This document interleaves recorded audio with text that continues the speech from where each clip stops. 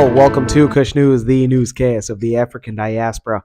I'm your anchor, Ochanda, daily bringing you the top stories from Africa and the Caribbean. Let's take a look at today's news on Friday, April 19th, 2024. Let's go to Kenya, where they begin 3 days of mourning after a big loss.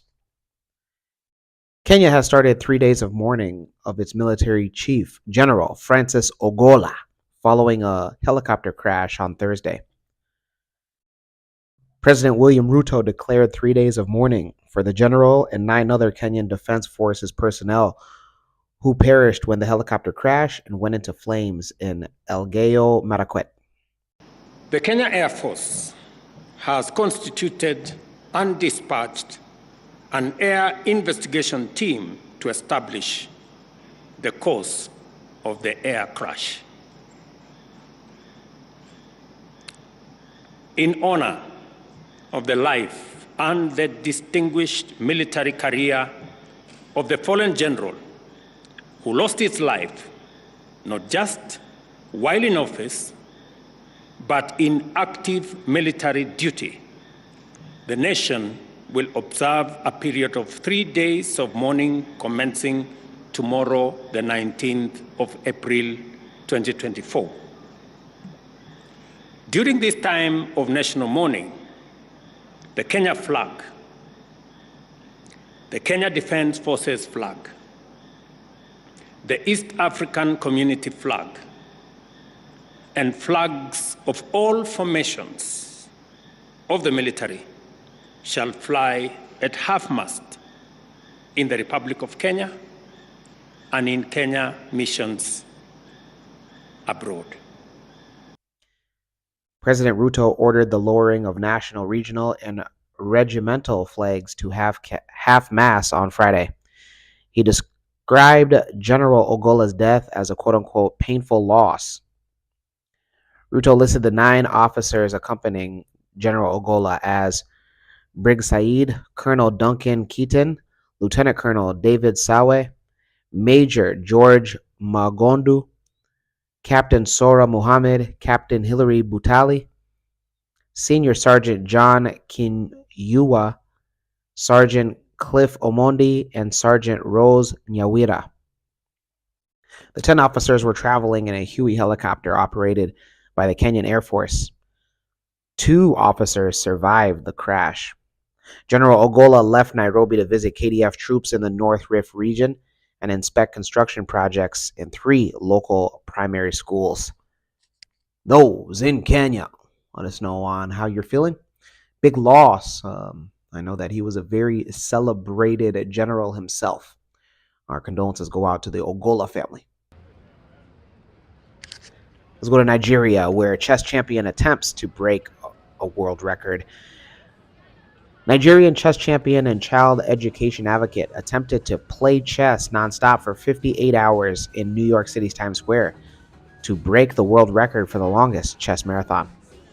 It's really cold outside in New York right now, and for him to be doing this, I think it's amazing.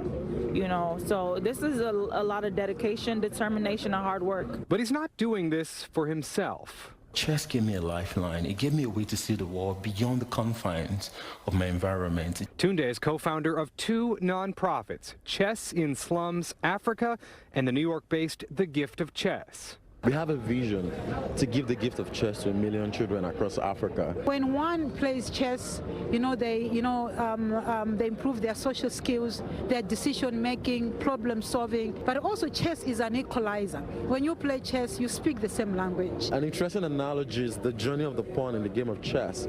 It starts out as the most invaluable piece with just 1 point. But then, if it marches all the way to the final rank, it becomes a coin. Tunde Onakoya hoped to raise $1 million for the children's education across Africa.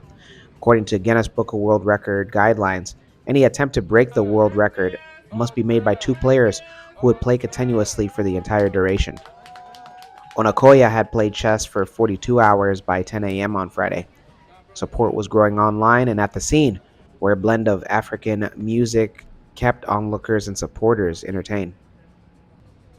The current chess marathon record is 56 hours, 9 minutes, and 37 seconds, achieved back in 2018. So far, no confirmation has been made at the time of this recording of where the attempt stands.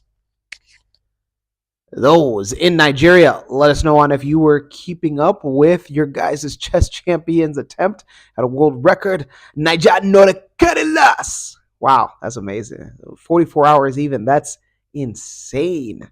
To be awake for that long? Let's go to the Caribbean and end it there. We go to St. Kitts and Nevis, where they prepare to fully go green. Prime Minister of St. Kitts and Nevis, Dr. Terence Drews, says that he intends the island to become the first green country in the world. The statement comes after signing a memorandum of understanding for a geothermal energy project. The government signed a memorandum of understanding with a United Arab Emirates-based group called KK Group and Siemens Energy, a global leader in the energy sector, to initiate the groundbreaking geothermal energy project in the Twin Island Federation.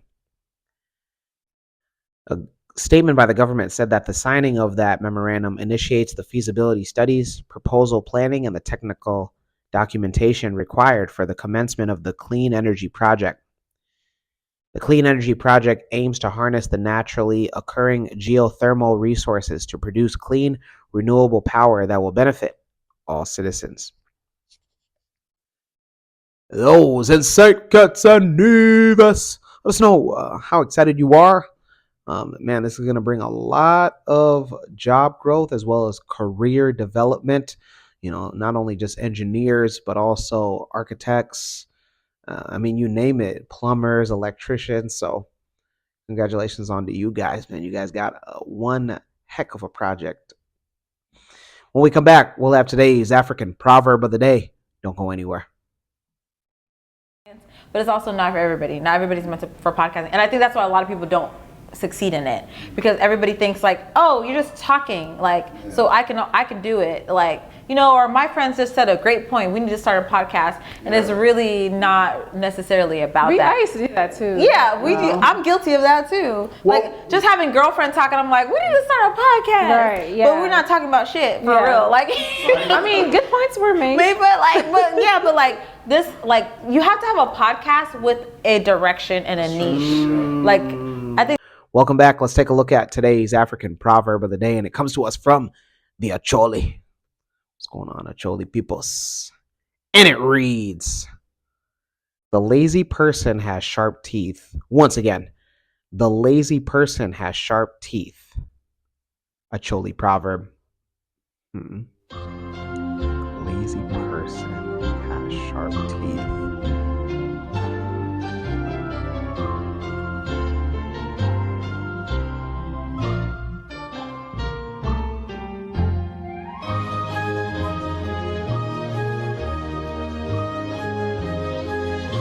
I'm stumped on this one. I'll let you guys go ahead and let me know your interpretation of today's African proverb of the day, as well as your thoughts, views, questions, comments, and concerns on the top stories. Don't forget to hit that like button. Make it your best friend. For Kush News on Kush Convos TV, I'm Ochanda. We'll see you soon.